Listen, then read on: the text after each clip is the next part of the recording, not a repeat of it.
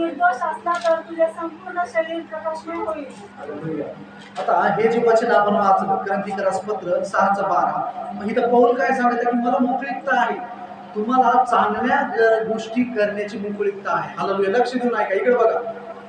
देवामध्ये आलो, देवानं तुम्हाला तारण दिलं, देवानं तुम्हाला उद्धार दिला, देवानं तुम्हाला पवित्र आत्मा बी दिला, पण तुमच्या आत्म्यामध्ये आता हा आत्मा राहू नये. आता राहणं कसं आहे, तुमची जर वागणूक जर चांगली नसेल, तुम्हाला मोकळीकता दिली, तुम्हाला सुटका दिली देवानं, तुम्हाला इथपर्यंत येण्यासाठी तुम्हाला देवानं चांगलं आरोग्य दिलं. पहिला आपण इथे येऊ शकत नव्हतो, पण आता येशूच्या नावात आपण इथे येऊन बसतो, आराधना करतो, प्रार्थना करतो. मोकळीकता देवानं दिलेली आहे. कशासाठी? चांगले काम करण्यासाठी.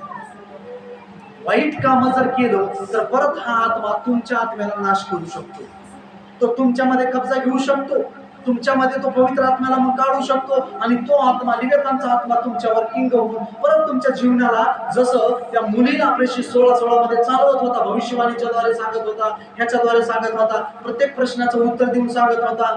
हालेलुया. हा आत्मा तुम्हाला चालवू शकतो, कुणाच्याही द्वारे चालवू शकतो, मला कुणाच्याही द्वारे. मोकळीकता तुम्हाला देवाला दिली, देवानं तुम्हाला चांगलं आरोग्य दिले, मला चांगलं आरोग्य दिले. आज आपण जिवंत आहोत, ते देवाची